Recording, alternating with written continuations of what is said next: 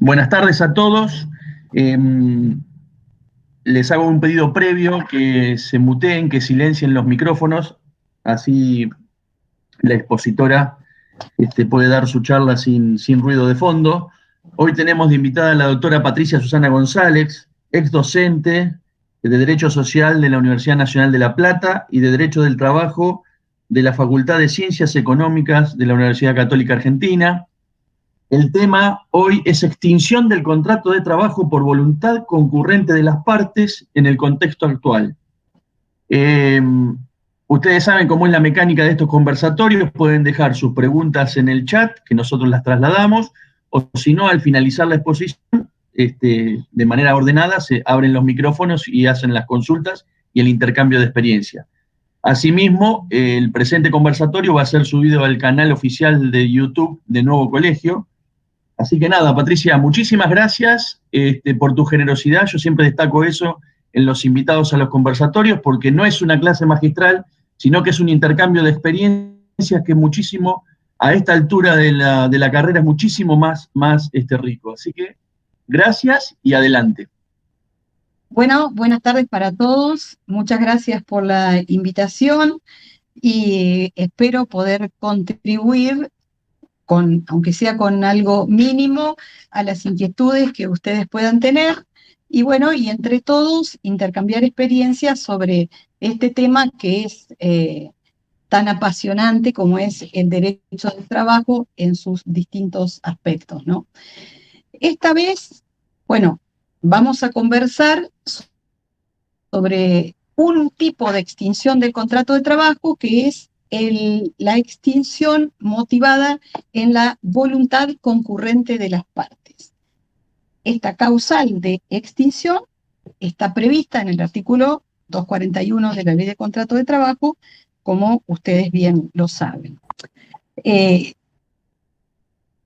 A mí me interesó hablar de este tema porque, si bien esta causal de extinción no es de las más comunes, lo cierto sí es que se ha dado mucho en las épocas de crisis. Entonces, por distintas vías se recurre a esta causal de extinción, sobre todo en las épocas de crisis. Y digo esto porque ocurrió en el año 1992, 1993, en la época donde se dicta la ley de emergencia 23696, que establece la reforma del Estado, y la época en la que se privatizaron muchas empresas estatales. Entonces, a los efectos de la privatización de esas empresas, había que reducir personal.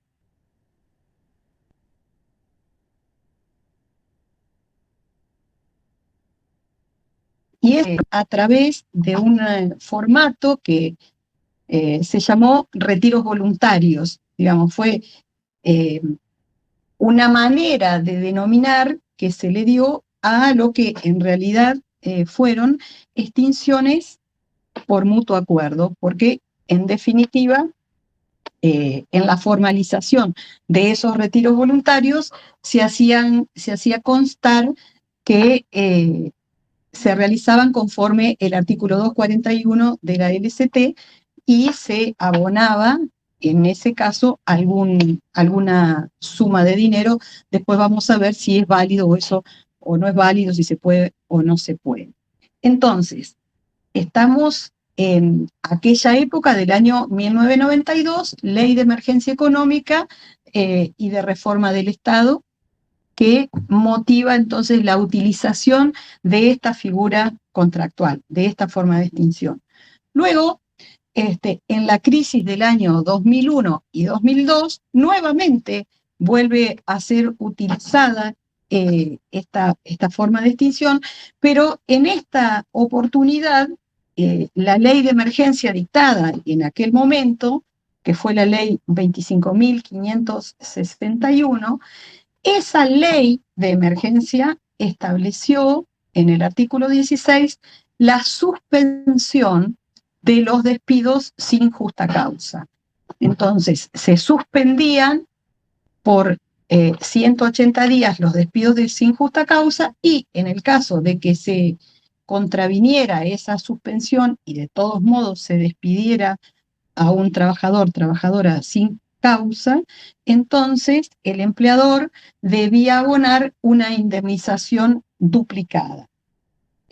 O sea, los conceptos que correspondían por el despido encausado, como son el preaviso, la integración y la indemnización por antigüedad, de manera duplicada.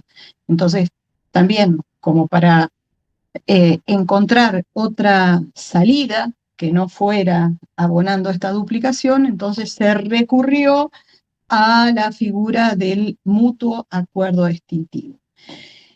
Y ahora, en este momento de la pandemia, ocasionada por el COVID-19, vuelve a tomar auge, entonces, esta forma de extinción del contrato de trabajo. Sin embargo, bueno, antes de que se dispusieran las medidas de las que voy a enunciar luego, tenemos que tener presente que en el mes de diciembre del año 2019, precisamente el 13 de diciembre del año 2019, se dicta el decreto de necesidad y urgencia número 34 del año 2019, que establece la emergencia ocupacional. O sea, todavía no estábamos en pandemia. 13 de diciembre de 2019 se decreta la emergencia ocupacional por el término de 180 días.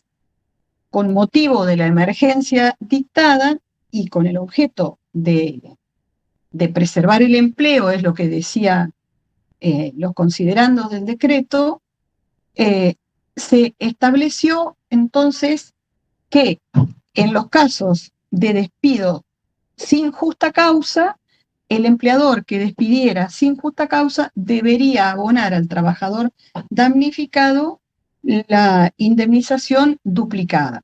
Lo mismo que ocurrió, digamos, con la ley 25.561, pero en este caso lo estableció por un término de 180 días. Bueno, esa emergencia ocupacional del 2019, que estaba pensada por un corto tiempo, se fue prorrogando y está vigente. El último decreto de necesidad y urgencia que la prorroga es el decreto 39 del año 2021, que dispuso la prórroga hasta el 31 de diciembre de 2021. Solo que este último decreto, el 39, puso un tope a la duplicación de esas indemnizaciones y estableció como suma tope de la duplicación la suma de 500.000 pesos.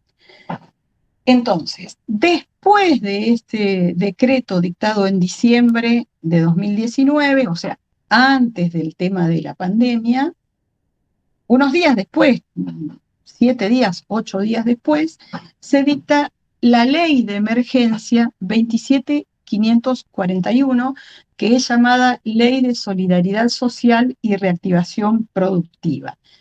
Esta norma declaró la emergencia ocupacional, la emergencia en materia económica, financiera, fiscal, administrativa, previsional, tarifaria, energética, sanitaria y social. Y le delegó al Poder Ejecutivo las facultades que estaban previstas en esa ley.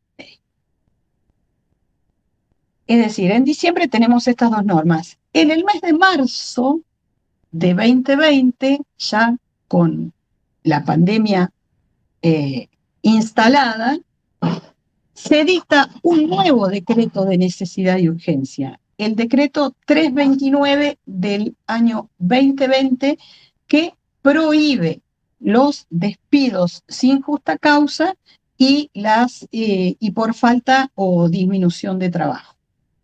Esta prohibición de los despidos entonces se da en forma concomitante con la duplicación de los despidos sin justa causa, si es que se produjeron. Entonces, parece como, por un lado, se despide y se paga doble, y por otro lado, aparece la prohibición de despedir. Bueno, esto se ha entendido como de la siguiente manera. Es decir, si el trabajador despedido sin justa causa acepta o no cuestiona ese despido, entonces tendrá derecho a percibir las indemnizaciones duplicadas. Pero si el trabajador no aceptara el despido hecho en violación a esa prohibición, podría pedir la reinstalación en su puesto de trabajo, tal como lo autoriza el artículo 4 de ese decreto, ¿verdad? Entonces, por eso es que desde algún sector se ha dicho que lo dispuesto en este artículo 4 en cuanto a que se van a mantener vigentes las relaciones laborales, está imponiendo una suerte de estabilidad propia que constitucionalmente está pensada solo para el sector público, con que a través de este decreto también se estaría disponiendo para el sector privado, con lo cual desde algunos lugares se cuestiona esa constitucionalidad. Bueno, entonces pareciera, ¿no?, que en estas épocas de crisis, cuando se ponen restricciones a la posibilidad de despedir, entonces aparece o se recurre a la extinción del contrato de trabajo por mutuo acuerdo como una vía de escape para sortear esas prohibiciones. Lo cual, digamos, hace como parecer a priori que esta forma de extinción es sospechosa de portar algún vicio de la voluntad o que tiene perfume a fraude. Personalmente pienso que hay casos en los que así ocurre y hay otros casos en los cuales lo que se está plasmando en el convenio es la pura voluntad de las partes, con lo cual, como en todos los casos, habrá que ver las circunstancias particulares de esa situación. Pero bueno, lo cierto es que cuando estábamos en la etapa dura de la pandemia, en el mes de septiembre del año 2020, es decir, pleno aislamiento social, preventivo y obligatorio, nadie podía salir, los tribunales de trabajo prácticamente estaban sin funcionar, al igual que las delegaciones regionales del Ministerio de Trabajo. Cuando estábamos en medio de esas circunstancias, aparece un fallo de la Corte Suprema de Justicia de la Nación, que es el fallo Ocampo-Alesio contra BGH sobre despido, en el cual la Corte Suprema de Justicia de la Nación legitima una extinción de contrato de trabajo por mutuo acuerdo celebrado ante un escribano público o mediante una escritura pública.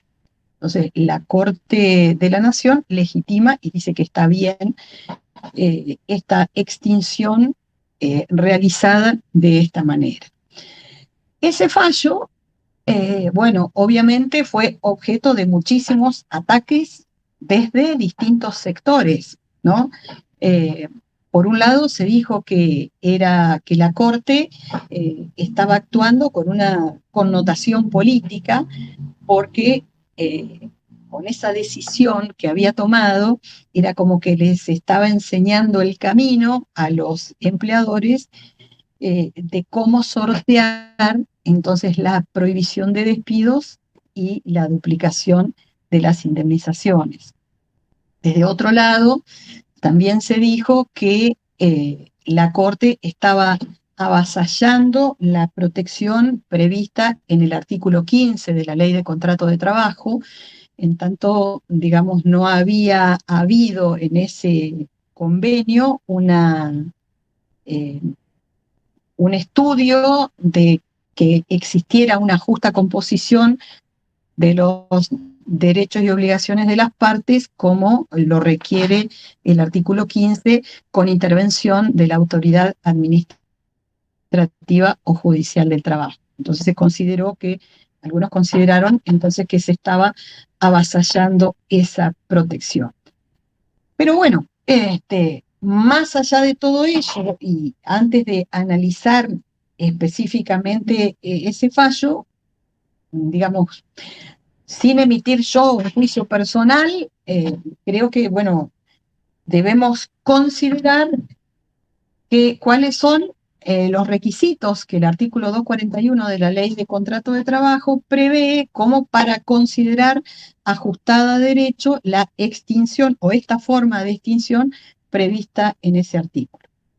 Bien, todos sabemos, todos, que para configurar un contrato de trabajo, las partes tienen que ponerse de acuerdo. La persona que necesita un trabajador tiene que encontrarlo y ese trabajador querer trabajar para él. Entonces, con ese concurso de voluntades da nacimiento al contrato de trabajo, que a su vez es fuente de la relación de trabajo. Entonces, si así como las partes se juntan para conformar el contrato, nada impide entonces que esas mismas partes se junten como para ponerle fin a ese contrato, lo cual es una consecuencia lógica del un principio de libertad contractual.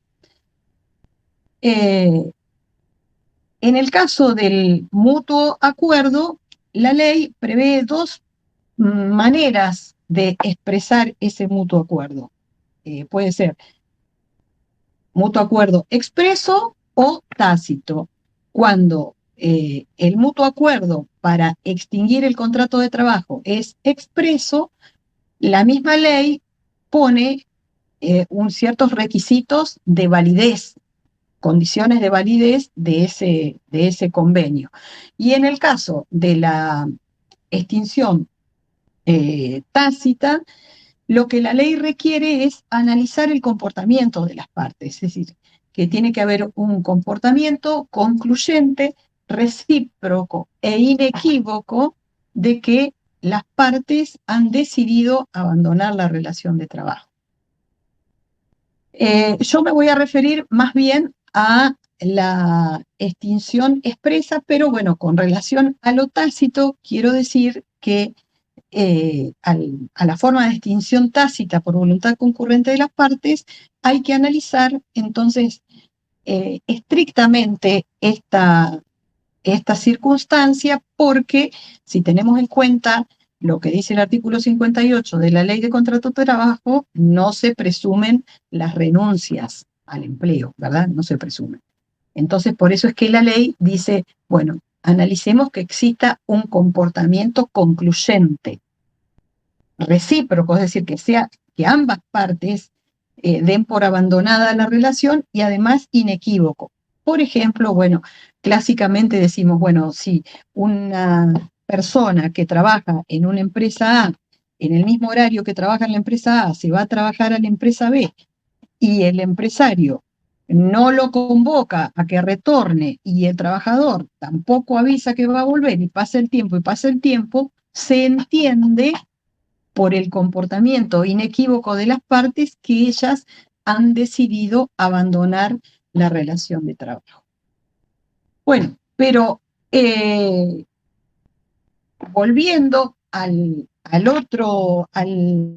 otra posibilidad, a la extinción de mutuo acuerdo expreso, si hablamos de mutuo acuerdo expreso, presumimos, ¿no?, que hay un acuerdo de voluntades, es decir, que las partes voluntariamente se presentan, se juntan para extinguir ese contrato de trabajo. De manera tal entonces que entendemos que lo están haciendo con discernimiento, intención y libertad, sin vicios del consentimiento. Si existiera algún vicio del consentimiento, entonces ese acto es susceptible de ser anulado.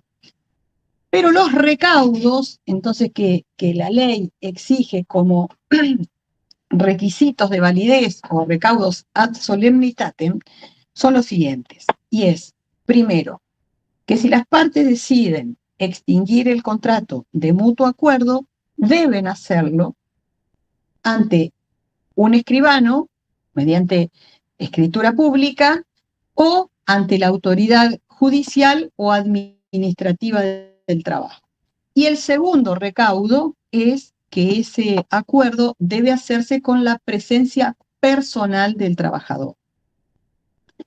Cumplidos esos recaudos, entonces la extinción dada de esa forma no genera cobro, no genera derecho a cobro de indemnización alguna. Fundamental. Es decir, el empleador solo está obligado a pagar la liquidación final que corresponda.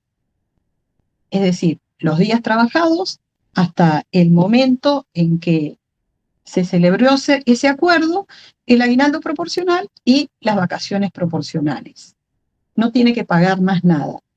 No obstante, si el empleador otorgara alguna gratificación, algún reconocimiento, alguna suma no remunerativa, esto no le quita validez al convenio porque, en definitiva, dado que la extinción de este modo no acarrea derecho al cobro de indemnización alguna, si el trabajador percibe alguna suma de dinero, es un beneficio para el trabajador, con lo cual nada imposibilita entonces que el empleador le abone alguna suma de dinero. Después vamos a ver, bueno, si esas sumas se abonan con alguna condición y eso, bueno, cuál es el efecto, ¿no? Bueno, entonces, cumplidos esos recaudos, dije, la presencia personal del trabajador y la realización mediante escritura pública o ante la autoridad judicial y administrativa, entonces no hay derecho al cobro de indemnización ni tampoco se requiere homologación. Esto es muy importante porque es lo que vamos a analizar después en el fallo de Ocampo contra BGH. No se requiere homologación porque la homologación a la que refiere el artículo 15 de la Ley de Contrato de Trabajo supone que haya un conflicto previo, un conflicto que ha sido superado a través de algún acuerdo transaccional, conciliatorio o liberatorio. Entonces, en ese caso, ese acuerdo debe ser revisado por la autoridad judicial o administrativa para analizar que el trabajador, que no haya renuncias de derechos por parte del trabajador y para analizar si se ha alcanzado una justa composición de derechos e intereses entre las partes. Eso es lo que hace la autoridad administrativa del trabajo cuando se le presenta un acuerdo que tiene como base un conflicto que ha sido superado a través de ese acuerdo. Pero cuando lo que se le presenta es una extinción de mutuo acuerdo, entonces la autoridad administrativa no tiene que tomar intervención. La ley no requiere la intervención de la autoridad administrativa, aunque en muchos casos, sobre todo en estos casos de retiros voluntarios que mencioné, lo que hacían las empresas era hacer homologar el convenio por la autoridad administrativa del Estado. Bueno, en el caso que nos convoca en esta reunión, de Ocampo Alessio con BGH, la Corte Suprema de Justicia de la Nación se expidió convalidando entonces un mutuo acuerdo extintivo celebrado ante escribano público. El caso es así. Una persona que trabajaba para BGH celebra un convenio que luego discute en la justicia laboral y menciona ahí en la demanda, menciona que en realidad ese convenio no es un mutuo acuerdo, que él no fue voluntariamente a celebrar ese acuerdo, sino que fue compelido a firmarlo que fue conducido por 4 directivos de la empresa empleadora, más el abogado, que lo condujeron hacia una oficina notarial, y que una vez llegados allí, el abogado lo amenazó con que conocía que el trabajador habría cometido ciertos ilícitos por los cuales le iba a hacer una denuncia penal si no suscribía ese documento notarial que se le estaba poniendo enfrente. Eso es lo que alega el trabajador en la demanda. También dice que él no tuvo oportunidad de consultar con nadie, porque no le dieron posibilidad de consultar con nadie, y que tampoco recuerda haber leído ese convenio y que no le entregaron copia del mismo. Una semana después requiere una copia, se le entrega la copia y al año siguiente introduce la demanda alegando entonces vicios de la voluntad. Lo interesante acá es que todas estas alegaciones del trabajador respecto de los vicios de la voluntad que podrían, como dije al principio, anular ese convenio, que en principio era válido porque estaba celebrado con la presencia personal del trabajador y formalizado mediante escritura pública. Entonces, para hacer caer este convenio, se necesita alegar o bien redarguir de falsa la escritura pública, o bien alegar un vicio de la voluntad en el trabajador. Bueno, eso fue lo que alegó el trabajador. Lo interesante acá también es que la sentencia de primera instancia señala que si bien el trabajador no pudo acreditar los vicios de la voluntad que invocó, el acuerdo solamente lo va a tener en cuenta como un acuerdo extintivo, pero no como un convenio que no le dé derecho al trabajador a percibir las indemnizaciones que reclama, en tanto ese convenio no pasó por el tamiz del análisis de la autoridad administrativa o judicial que requiere el artículo 15 de la Ley de Contrato de Trabajo. Bueno, obviamente que la empresa BGH recurre, ese recurso se radica en la Sala 7 de la Cámara Nacional de Apelaciones del Trabajo, que confirma la decisión del grado y también dice que el acuerdo carece de efecto liberatorio porque no pasó por la autoridad judicial o administrativa del trabajo. Entonces, confirma la resolución de grado. Pero quería leerles un parrafito de lo que dice la Cámara porque también es interesante. Fíjense, dice la Cámara, conforme el primer párrafo del artículo, refiriéndose al 241, tendrá valor el acuerdo si se formaliza con intervención de la autoridad judicial o administrativa y mediare resolución fundada de cualquiera de estas que acredite que mediante tales actos se ha alcanzado una justa composición de los derechos e intereses de las partes, artículo 15 de la Ley de Contrato de Trabajo. Por no encontrarse configurado el requisito que exige el artículo citado, la sentencia debe ser confirmada en lo que ha sido materia de agravio. Bueno, entonces, obviamente que en primera instancia se le hizo lugar al reclamo del trabajador, parcialmente porque algunos rubros no se le reconocieron, como la multa por el 132 bis, pero en general la mayoría de los rubros prosperaron. Y la Cámara dice esto, entonces que no se cumplió con los requisitos del artículo 241. Obviamente que la demandada interpuso recurso extraordinario federal que le fue denegado, con lo cual fue mediante la queja, llegó a la Corte Suprema de Justicia de la Nación y la queja es receptada por la Corte Suprema, que en realidad atiende los argumentos de la demandada, porque la demandada dice que el fallo es arbitrario, en tanto el requisito de ser analizado por la autoridad administrativa del trabajo no es un recaudo que esté previsto en el artículo 241 de la Ley de Contrato de Trabajo. Entonces, si la sentencia se funda en esa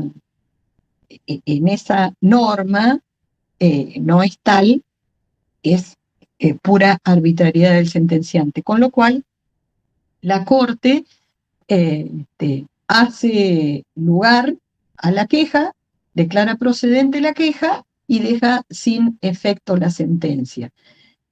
Obviamente que la Corte señaló que el acuo, más allá de considerar que el actor no había probado la existencia de vicios de la voluntad denunciado, de todas maneras debía restarse valor al acuerdo aludido, en tanto no hubo intervención de la autoridad judicial o administrativa ni resolución fundada que demostrase una justa composición de los derechos e intereses de las partes, como exige el artículo 15. Es decir, le puso en el tapete la equivocación que había cometido no solo la jueza de primer grado, sino también la Cámara.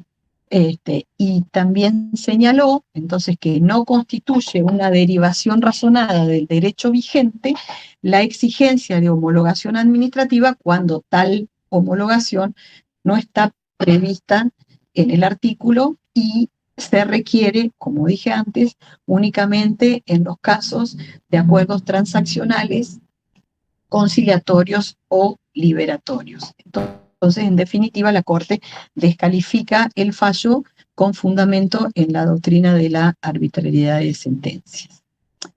Bueno, por eso es que este fallo, que si bien el caso era del 2013, se interpone en el 2014. La sentencia de primera instancia sale en el 2016. En el 2020 ya tenemos la sentencia de la Corte. Es como para nosotros, digamos, que estamos acá en la provincia de Buenos Aires y que conocemos la lentitud de la justicia. Esto es rapidísimo y además es como que se nota que la Corte habría elegido ese fallo para darlo a conocer en estas circunstancias.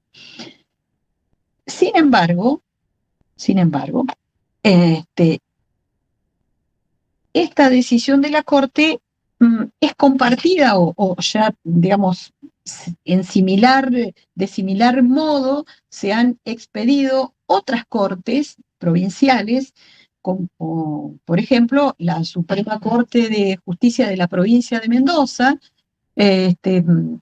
en un fallo que se llama Sánchez Cristina Lourdes con Siembra AFJP, en el cual estableció que el artículo 241 autoriza la posibilidad de extinguir el contrato de trabajo por voluntad concurrente de las partes. Cuando la manifestación de voluntad común es expresa, la ley sujeta la validez del acto al cumplimiento de ciertos recaudos formales, como dijimos, la instrumentación en escritura pública o ante la autoridad judicial o administrativa, pero no requiere que se pacte pago de suma alguna. Es decir, en esta modalidad extintiva puede ser gratuita u onerosa. Si el empleador paga, no está mal, y si no paga, no está mal, porque tampoco la ley lo requiere. No se requiere pago de suma determinada de dinero y tampoco se puede concluir, dice la Corte, que la falta de homologación afecte la validez del acuerdo. La manifestación de voluntad del trabajador expresada en esos términos y con esas formalidades no podría ser dejada sin efecto unilateralmente, salvo que se acredite haber sufrido algún vicio de la voluntad o bien la falsedad de la escritura o instrumento público donde se plasmó el acto rescisorio. Es decir,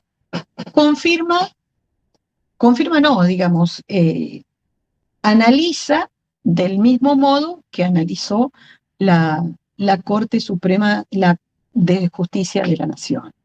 Por otro lado, la Suprema Corte de la provincia de Buenos Aires también se ha expedido en ese sentido.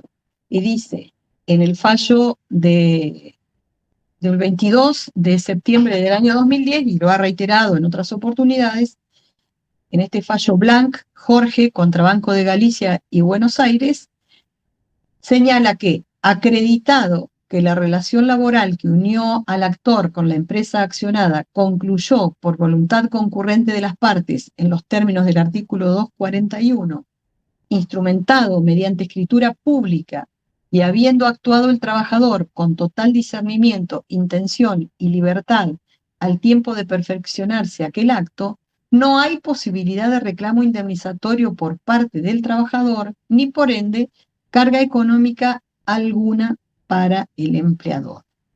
Es decir, que la extinción de contrato de trabajo por mutuo acuerdo de las partes, instrumentada ante un escribano público, si se hace con la presencia personal del trabajador, es válida. En principio, el principio general, digamos, es que cumplidos esos recaudos formales, la extinción es válida, salvo que se acredite algún vicio de la voluntad. Hay otro fallo parecido, también de la Suprema Corte de Justicia de la Provincia de Buenos Aires, que por ahí le interese a Diego porque es contra la ley, sociedad anónima, es el fallo de Guzmán Víctor Hugo contra la ley sociedad anónima sobre despido, donde el tribunal también le otorgó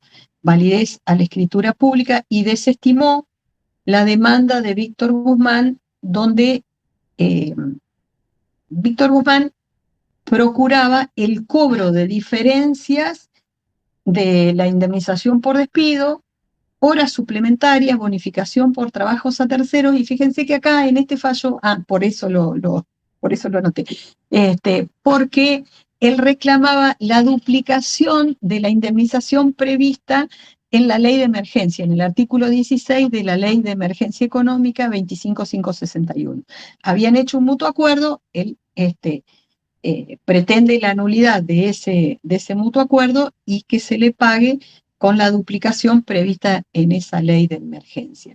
Pero el juez, ¿qué fue lo que tuvo en cuenta para darle validez a ese acuerdo formalizado mediante escritura pública? Primero, que la escritura pública no fue redarguida de falsedad. Segundo, que el actor no acreditó que hayan existido vicios de la voluntad. Tampoco el juez encontró que se haya acreditado el dolo, violencia o intimidación de la empleadora respecto del actor. Tampoco que la empresa hubiera decidido previamente el despido de Guzmán. También desechó otro argumento. Fíjense que en este caso el actor dijo que no había contado con asesoramiento letrado. Sin embargo, el tribunal dice que la falta de asesoramiento que fue invocada por el accionante en su escrito de demanda, lo que le habría permitido a la accionada tal vez explotar su necesidad, ligereza o inexperiencia, no fue considerado por el tribunal, porque lo que sí consideraron es que el actor en ese momento había obtenido el título de licenciado en Seguridad e Higiene en la Universidad de Morón, por lo que tenía conocimientos suficientes para comprender acabadamente el negocio jurídico que se iba a realizar. Es decir, que el actor ahí invocó varias cuestiones por las cuales pedía la nulidad del acto, pero fíjense qué difícil, ¿no? Qué difícil que es probarlo, porque todo el análisis de estos hechos que invoca el actor, lo que le dice la Corte es que no pudo probar.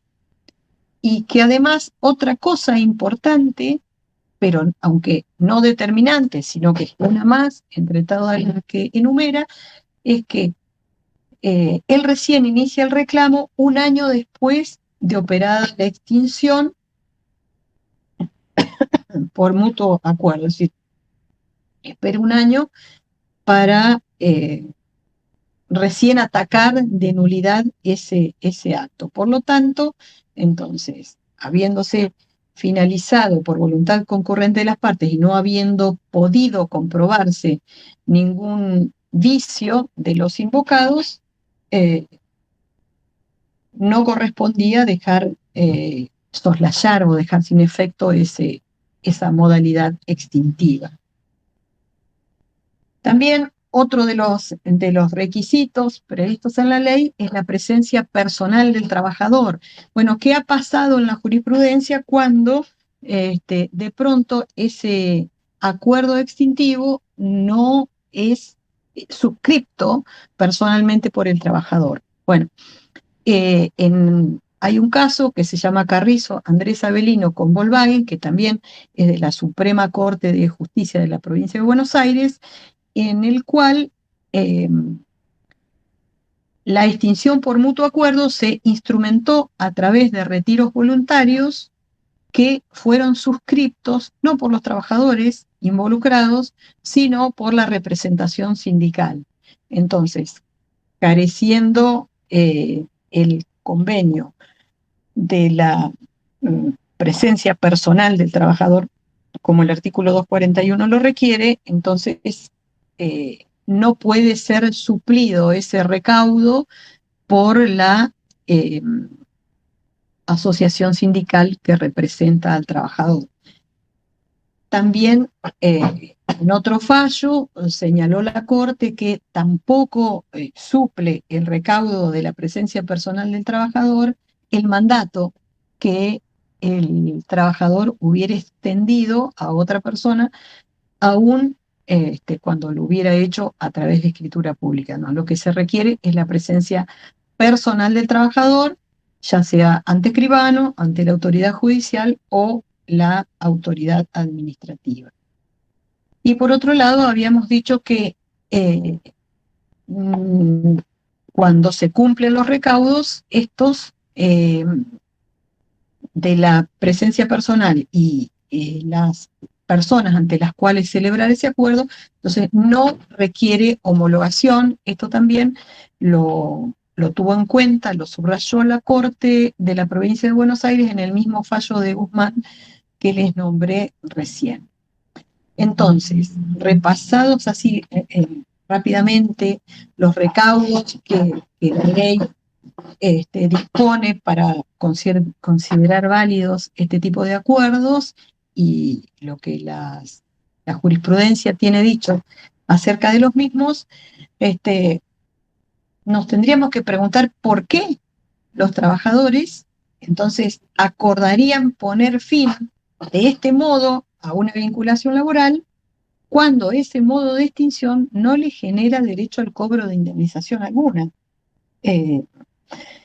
Como dije antes, pareciera que en este contexto este modo de extinción como que tiene cierto perfume a fraude o que porta algún vicio de la voluntad, pero sin embargo, bueno, no siempre es así.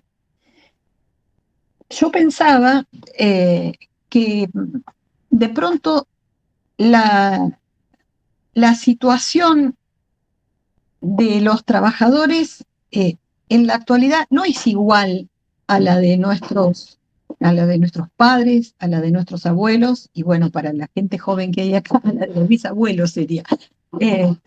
Me parece que un poco ha cambiado desde el punto de vista del trabajador ese paradigma de la continuidad que receta el artículo 91 de la Ley de Contrato de Trabajo, ¿no? Es decir, cuando uno empezaba su vida laboral en una empresa y la concluía en la misma, era hasta un orgullo, ¿no?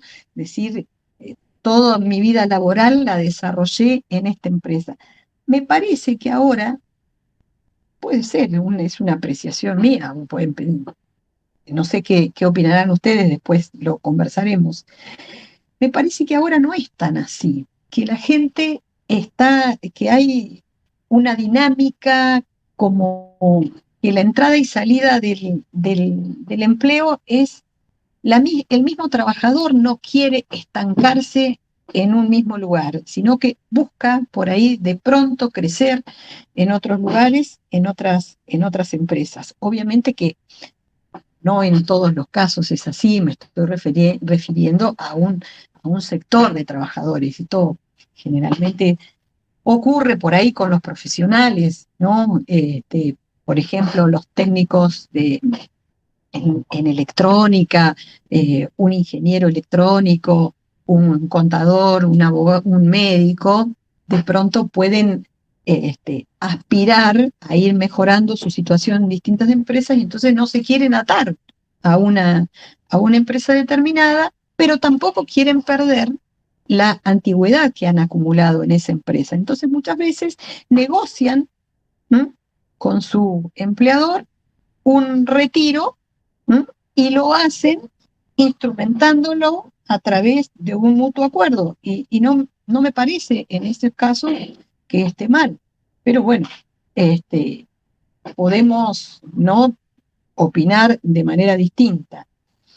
Lo que pasa es que hoy, digamos, antes mencioné yo que en las épocas de crisis por ahí se recurre a esta figura y se la utiliza de un modo que no es correcto, quizás, que fue lo que ocurrió en la provincia de Buenos Aires cuando se privatizaron algunas empresas estatales, como fue el caso de la empresa social de energía de la provincia de Buenos Aires. En el año 95 se decide la privatización de la ESEBA y para eso era necesario reducir personal. Entonces, la empresa implementó un programa de retiros voluntarios, lo ofreció a los trabajadores, estableció en esa oferta cuánto les iba a abonar, cuáles son los rubros que iba a incluir en ese monto que abonaría y cuáles no. Entonces, los trabajadores podían aceptar, adherirse a esa propuesta de la empresa y en caso de que así lo hicieran, se iba a firmar un acta acuerdo que luego presentarían a la delegación regional del Ministerio del Trabajo para su respectiva homologación. Recordemos lo que dije antes. Bueno, esto ocurrió en la provincia de Buenos Aires, muchísimo en la ciudad de La Plata, porque aquí había muchísimos trabajadores de la empresa social de energía. Los que aceptaron los retiros voluntarios, bueno, recibieron las sumas que la empresa había prometido, pero con posterioridad a esa recepción iniciaron reclamos laborales diciendo que en realidad había en ese retiro voluntario estaba escondido, o debajo de esa figura de los retiros voluntarios se escondía realmente un despido sin causa, porque en definitiva la empresa de todas maneras tenía que despedir trabajadores para achicar la planta de personal que iba a transmitir o que se iba a privatizar. Bueno, este reclamo de los trabajadores fue denegado en el Tribunal de Trabajo, en los tribunales de trabajo. Los trabajadores presentaron un recurso extraordinario que, en primer término, en el caso de Martín Roth contra ESEBA, sobre diferencias, la Corte Suprema de Justicia la Suprema Corte de Justicia de la provincia de Buenos Aires receptó, es decir, hizo lugar. Fue una situación bastante discutida por los integrantes de la Corte. En ese momento la Corte tenía 9 miembros. Este fallo salió en octubre del año 2001. la Corte con 9 miembros, el resultado fue 5-4, hizo lugar al planteo de los trabajadores y destacó entonces que en realidad eso era pura voluntad extintiva de la empresa. ¿Mm? Y también dijo que aun cuando ese acuerdo o ese retiro voluntario hubiera sido homologado por la Autoridad Administrativa del Trabajo, esa homologación no tenía importancia porque la Autoridad Administrativa del Trabajo lo que había hecho era homologar el acto aparente, que era la figura del retiro voluntario, cuando en realidad lo que se escondía por debajo de ese acto aparente era un verdadero despido sin causa. Y que como las sumas abonadas por el retiro voluntario eran inferiores a las sumas que correspondería en el caso del despido sin causa, entonces hizo lugar al reclamo de los trabajadores y mandó pagar las indemnizaciones completas. No pasó mucho tiempo, solamente un año después, cuando cambia la composición. Vieron que estaba recontradividida, había sido 5-4. Cambió la composición de la Corte y el mismo caso fue votado por otros jueces y decidido de manera contraria. En este segundo caso, que es el fallo Irurueta, también de octubre, pero de 2002, aquí, en el anterior fallo, quien llevaba la voz cantante fue el doctor Salas, también había votado de Lázari en contra. En este caso, el que lleva la voz cantante es de Lázari, que rechaza el recurso de los actores y considera, a diferencia de lo que había considerado el doctor Salas, que la decisión previa de reducir el plantel de trabajadores no podía ser tomada como un elemento para decidir de que había fraude, porque en realidad entendía él que analizarlo de ese modo era hacer un análisis dogmático de la cuestión y que los actores, en este caso que se decide ahora, no habían acreditado ningún vicio de la voluntad, que no se había violentado la doctrina legal invocada por los actores, que era la de Carrizo con Swift, que no se había demostrado tampoco el vicio de absurdo. Entonces, entendía él que el recurso debía rechazarse. Los jueces Hitters y Pettigiani abordaron el tema de la homologación y dijeron que encontrándose homologado, aunque el 241, como dije antes, no requiere de la homologación, la empresa hizo homologar los acuerdos y la Secretaría de Trabajo los homologó. Entonces, lo que dijeron Hitters y Pettigiani es que en realidad, estando homologados esos acuerdos, los actores de lo que debían haber hecho era impugnar esa homologación en el plazo que la ley de procedimientos administrativos les confiere, cosa que no habían hecho. Entonces, por lo tanto, además de todos los argumentos dados por De Lázari, agregaban para rechazar el recurso. Bueno, así fue como esta primera postura, digamos, en el caso de Martín, que se tuvo por acreditado entonces que en realidad había un fraude en esa extinción fundada en el artículo 241, con las mismas circunstancias, el mismo caso, un año después, entonces fue rechazado por otros integrantes de la Corte. De manera tal, entonces, que, bueno, tenemos que ser bastante analíticos cuando vamos a decidir una cuestión o cuando vamos a aconsejar la utilización de esta figura, ¿verdad?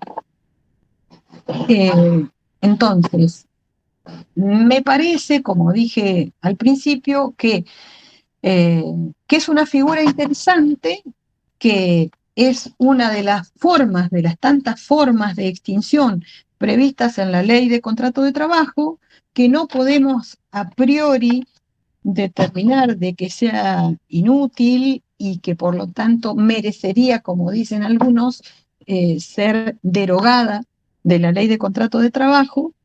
Me parece que no, pero que tal vez si quisiéramos buscar alguna protección más intensa para los trabajadores, para que en el caso de que el acuerdo se celebre ante escribano público, por ahí, en alguna futura reforma legislativa, proponer entonces que esté presente en ese acuerdo el trabajador con un representante legal, o sea, con una representación letrada. Lo que pasa es que también tendríamos que pensar quién pagaría al abogado, ¿no? ¿Quién pagaría nuestros servicios? Porque normalmente cuando el acuerdo se celebra ante escribano público, los honorarios del escribano corren a cargo del empresario y no es necesario que las partes concurran a esa firma con representación letrada, porque ya vimos que no es un recaudo establecido por la ley. Pero si nosotros quisiéramos, en este caso, para dar mayor seguridad o tutelar los intereses del trabajador, sin derogar la posibilidad de extinguir el contrato con la intervención de un escribano, y hiciéramos, o proponemos, digamos, ¿no? Que el trabajador se presente con asistencia letrada, bueno, también tendríamos que ver cómo cobraríamos nuestros honorarios. Bueno.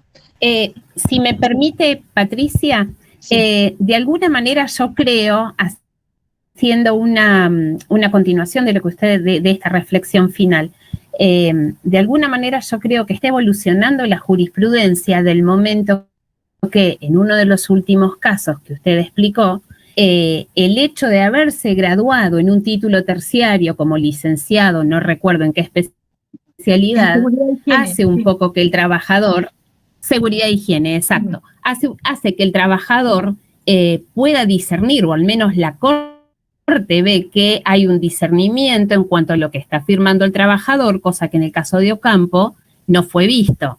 Entonces, a mí me parece que ese perfume del que usted hablaba al principio, que es de fraude, de alguna manera también la Corte lo está viendo, habida cuenta que ya el hecho de haber obtenido un título terciario posiciona al trabajador de tal manera que se le brinda capacidad para que pueda entender lo que se estaba homologando ante un escribano público.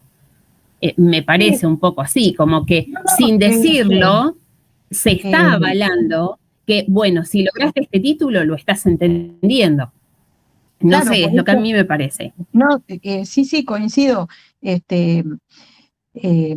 Lo que también digo es, a ver, no necesariamente tiene que haber fraude en este tipo de acuerdos, no necesariamente la voluntad tiene que estar viciada, pero si lo está, la prueba del vicio de la voluntad es dificilísima, es dificilísima. Entonces,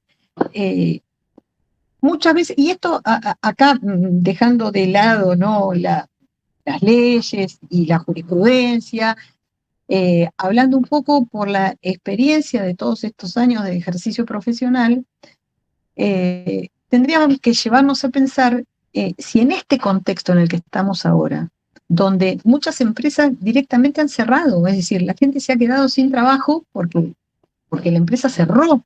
Entonces, si más allá de la prohibición de despido, más allá del caso de la duplicación, aun cuando el trabajador aceptara no cuestionara el despido, por ahí el empresario no tiene para pagarle la indemnización duplicada. No digo que esté bien, lo que digo es que muchas veces, si se recurre a la figura del mutuo acuerdo, por ejemplo, y se abona lo que sería la indemnización simple, sin la duplicación, por ahí ese trabajador con ese dinero podría iniciar algún emprendimiento que lo ayudara a sortear esta crisis o no, pero mucho peor sería esperar el transcurso del juicio para obtener el resarcimiento, porque si bien es cierto que si yo despido sin justa causa el pago debe ser inmediato, también es cierto que si no me pagan, tengo que recurrir a la justicia. Y la justicia, hoy en día, la justicia laboral del Departamento Judicial de La Plata, realmente los pasos que está dando son lentos por distintos temas, por distintos problemas, pero vamos en carreta. Imagínense que audiencias de vista de causa que estaban programadas para el año 2020 las pasaron para noviembre del 2022. Entonces, ¿qué va a pasar con estos juicios que entraron ahora? O sea, con estos juicios que iniciamos ahora, por ejemplo, que hubieran despedido y entonces yo acepto el despido, pero no me pagaron nada y reclamo la indemnización duplicada. ¿Qué va a pasar? ¿Cuándo los van a resolver? Ni les digo si va a la corte. Entonces, más allá de lo que establecen las leyes laborales que están hechas en función de la tutela del trabajador, y está bien que así sea. Pero más allá de todo eso, a veces la realidad nos impone otras cosas. A veces es mejor, como decimos el viejo latiguillo, un mal acuerdo que un buen juicio. Y miren, no tiene que ver con la extinción del contrato de trabajo por mutuo acuerdo, pero sí con otra situación que se dio también en esa época. Les voy a contar una perdida, porque vieron que siempre cuando venimos a estas cosas uno cuenta las ganadas. Yo les voy a contar una perdida, que revela que muchas veces tenemos que soslayar el tema del juicio, y porque por ahí al cliente le conviene más. Bueno, esta persona de la cual les hablo era un delegado gremial que fue despedido y, bueno, no se le hizo lugar a la tutela sindical, a la indemnización por violación de la tutela sindical reclamada en el tribunal. Fuimos a la corte, lo ganamos en la corte. Bueno, cuando el juicio volvió al Tribunal de Trabajo, y se hubo de liquidar esta indemnización, entonces esa deuda quedó consolidada. Porque aquello, esos del caso de Martín con Ezeba, que la Corte les hizo lugar, cuando quisieron cobrar, la deuda se consolidó y entonces fueron a cobrar con bonos a 16 años el crédito que les había reconocido. En el caso mío no fue por ese tema, pero entonces la deuda quedó consolidada. Como en ese momento la Corte había dicho que la consolidación era inconstitucional, entonces ahí fuimos de vuelta a la Corte, planteando la inconstitucionalidad de la consolidación. Pero tantos años lo tuvo la Corte en su poder, más de 12, que cuando salió el fallo, la ley había sido constitucional, porque tanto le fueron haciendo tantos parches, entonces que se declaró la constitucionalidad. Entonces, lo que en su momento era 400.000 pesos dólares, pasaron a ser 200.000 pesos argentinos. Bueno, ahora pesos. Así que bueno, entonces por eso digo, a veces nosotros, en función de los antecedentes, las cosas, decimos, bueno, no, vamos a hacer el recurso, vamos a plantear esto, vamos a plantear aquello, pero por ahí al cliente le hubiera convenido cobrar la deuda consolidada y no esperar 12 años ¿para qué? Para volver a cobrar la consolidada. Son las cosas Lo que pasa también es que a veces es fácil acceder a la corte en un juicio laboral porque uno no tiene que estar costeando los timbrados y demás pagos que hay que hacer para los recursos extraordinarios, cosa que en otros fueros sí sucede. Entonces hay veces que es más fuerte que el letrado el decir, bueno, seguimos recurriendo y demás. Por ahí se hace más tentador. Sí, pero fíjense ustedes, bueno, ahora están un poquito más ágiles, pero fíjense en el caso que hablamos de Ocampo con BGH. El hecho ocurrió en el 2013, el trabajador inició en el 2014, la sentencia de primera instancia salió en el 2016. En el 2017, la de la Cámara entró a la Corte y en 3 años la Corte de Justicia de la Nación lo resolvió. Yo estuve 12. Tengo uno que estuvieron 20. Sí, y en el medio, perdón, ¿se me escucha? Sí, se te escucha. Hola, Laurita. Hola, Patito, ¿cómo estás? En el medio, a ver, por ahí el actor, qué sé yo, hasta falleció, o perdió la casa, o estuvo 20 años sin trabajar. Sí. No sirve a veces. Es cierta esa reflexión que vos haces. Perdón, me quedé con el tema de los casos que estás contando de la Corte, tanto de la Corte de Capital como Provincia de Buenos Aires y Mendoza, dándole validez a los acuerdos ante las escribanías. Y me quedé con esa mención que hacen todos casi en común acerca de que, salvo que se alegue o que se pruebe vicio de la voluntad, que se pruebe. Me quedé con no solamente con el valor de sentencia que le están dando, sino cómo se invierte la carga probatoria. Por encima del principio protectorio, le ponen al trabajador la carga, ¿no? La inversión de la carga de la prueba, que normalmente el trabajador juega con justamente el principio protectorio y todas las presunciones en su favor, frente a un acuerdo en una escribanía. Claro. Tiene en sí la carga de una prueba, que es una prueba difícil, pero además ya es raro que la carga la tenga el trabajador. Sí, por eso decía que, fíjate qué importante sería que, sin dejar de lado la posibilidad de que el acuerdo se haga ante una escribanía, que por lo menos el trabajador cuente con asistencia letrada para poder discernir si eso que está firmando le es conveniente o no. Y fuera de eso, claro. Ahora, fuera de eso, yo creo que eso requiere una reforma legislativa, porque la ley hasta el momento no lo está planteando. Lo que ocurre es que es cierto que ante los problemas derivados de la situación económica, de las crisis que muchas veces presentan los empresarios, lo que vos decías que es cierto, de que el trabajador muchas veces vivencia eso, porque ve que la empresa va a cerrar, o que no le va a poder cobrar a nadie en el futuro, que no le conviene ni a él hacer un juicio. Y esto implica por ahí una solución rápida que le permite al mismo trabajador poder al menos resolver en parte la situación. En parte, sí. Además, otra cosa que por ahí los que hacemos derecho laboral a veces nos olvidamos y no tenemos en cuenta.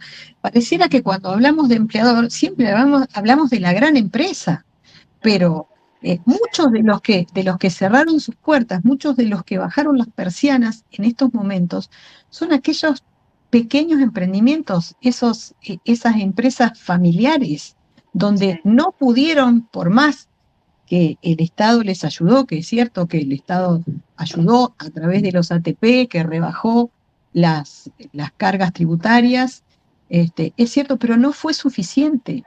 Y de todas maneras tuvieron que bajar la persiana. Entonces, también se corre con el azar de saber si dentro de 4 o 5 años, que es lo que va a durar el juicio laboral, puedan cobrar esa sentencia. Así que por eso decía, bueno, más allá de toda la cuestión que nos anida en el pecho a los laboralistas acerca del principio protectorio y de todas esas válidas cuestiones que hay que considerar y que están bien dispuestas en la ley, bueno, me parece que nosotros como profesionales también tenemos que reflexionar a veces qué es lo que puede resultar conveniente en este momento para nuestros clientes. Y por lo menos hacérselo saber, es decir, que ellos decidan con buena información, que estén bien informados. Después la decisión la tomarán ellos, pero por lo menos que estén bien informados. Patricia, relacionado con esto, ¿tenés alguna postura acerca de la posibilidad de la mediación en materia laboral? Más o menos. No tengo muy definido porque ahora se me van a enojar todas mis amigas mediadoras por lo que voy a decir, pero, a ver, yo creo que sería utilísima la mediación en el ámbito laboral. En tanto y en cuanto quien va a tomar la mediación conozca aquello que se le presenta a mediar y que intervenga en la mediación. Yo no sé si por las reglas de la mediación, digamos, el mediador tiene que intervenir activamente, pero a mí me ha pasado, por ejemplo, de estar en una mediación por daños y perjuicios, donde la mediadora me terminó felicitando, ahí cuento una ganada, me terminó felicitando por lo que había conseguido de la empresa aseguradora, porque era muy difícil que esos montos se reconocieran. Pero en realidad el ida y vuelta para tratar de buscar una solución a la cuestión fue entre los abogados.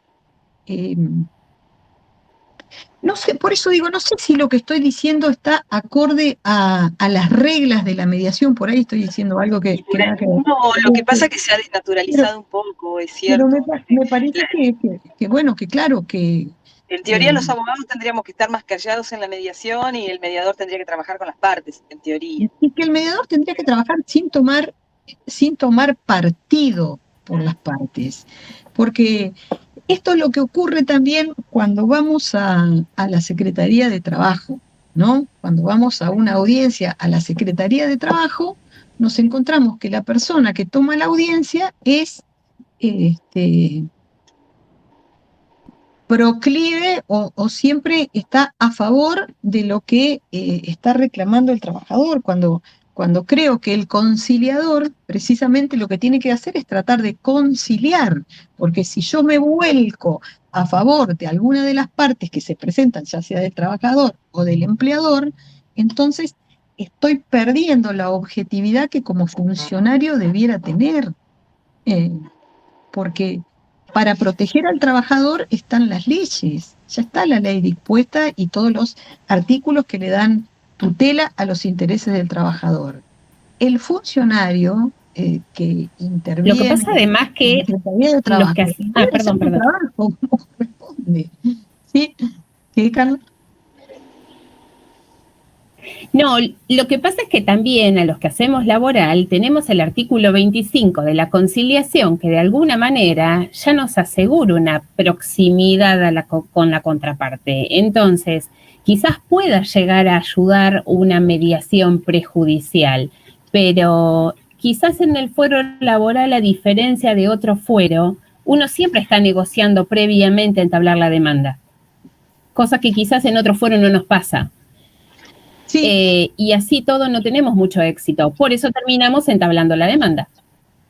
Claro, también es cierto que hay muchos casos, por ejemplo, a ver, yo en el CECLO, en el ámbito de Capital Federal, sí he logrado varios acuerdos en ese ámbito. Tampoco, a ver, lo hemos logrado los abogados. Lo que pasa es que es rápido, ¿no? Pero tampoco es que los mediadores intervienen, ¿no? El mediador toma los datos, y a mí lo que me gustaría es decir, bueno, a ver, doctora, piense un poquito, a ver si su cliente, bla, bla, tal cosa, hablar con el abogado del demandado, ¿no habrá posibilidad de que usted pueda ofrecer algo? A ver, veamos esta liquidación, que es intervención. Pero yo discúlpenme los mediadores, pero es verdad lo que estoy diciendo. No veo intervención en el acto de la mediación. Entonces, creo que sería muy útil siempre y cuando la intervención del mediador sea activa. Bien, bien. Sí, porque en realidad si se le está Bueno, Patricia. No, ahí vi que Fabio Nielsen dice que tiene que encontrar a los abogados con voluntad de acordar. Y, por supuesto, ¿no? Pero me parece que la voluntad de acordar también tiene que impulsarla el mediador, porque si el mediador no activa, entonces, bueno, obviamente que no vamos a... Patricia, y en eso de la mediación... ¿Cómo va, Patricia? ¿Cómo va? Bien, muy buena la charla, excelente. Y con respecto a la mediación, yo lo veo, viste, en las audiencias que, bueno, por mediación obligatoria, se realizan con las aseguradoras con los seguros. Claramente son dilatorias, creo que no se arreglan ni el 1% de las audiencias convocadas. Es un mero, digamos, un mero formalismo de tener que citar las partes, cumplir un requisito, concluir la audiencia, hacer el acta y hacer la demanda, ¿no es cierto? Uh-huh. Sí, sí. Bueno, mirá lo que son las cosas, no sé, no es la experiencia que yo tengo. Una cosita, disculpe, sí, una cosita. No, que coincido plenamente con el análisis que está haciendo Patricia, y aparte por las experiencias que tenemos en las mediaciones. Por lo general son actos dilatorios.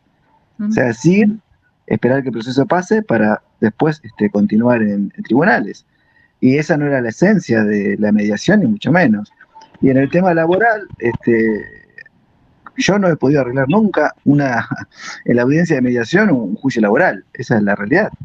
La parte demandada no va con elementos para ni se siente presionada en esa audiencia a arreglar. Entonces nos sometemos a un proceso que ahora está peor, porque en este momento con la pandemia, lo que vos decías, yo tengo casos, que tengo audiencias para el 2022, o sea, 5 o 6 años de litigio, gente que ni siquiera ya está en el país. A mí me pasó una persona que está en Europa viviendo y ya ni me pregunta. Entonces